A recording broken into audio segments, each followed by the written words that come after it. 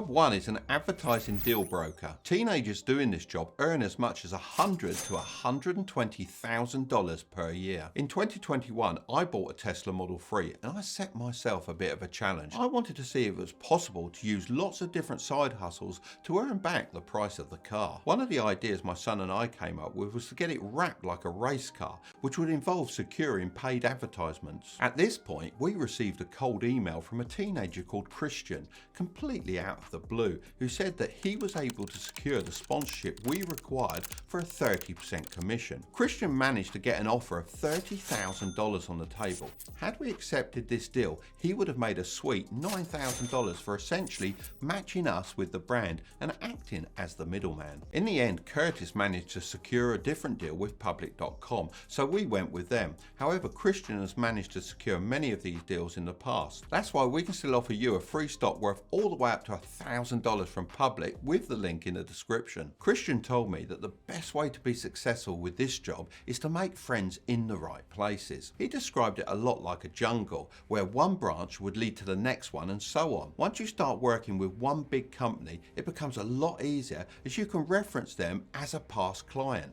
and therefore demonstrate that you have experience in the areas that they require. So how does he do it? He uses different software to get the email addresses of influencers and just fires off messages until he gets a bite. Then he evaluates the needs of the clients that contact him back and runs a similar campaign focused on reaching out to brands on the influencer's behalf. It kind of reminds me of the book How to Win Friends and Influence People, where Dale Carnegie talks about sending mail to powerful people and getting replies, only the modern day version. If we learn anything from Christian, it's the power of a good reference and relationships. Always do your best work because you never know where something might lead in the future.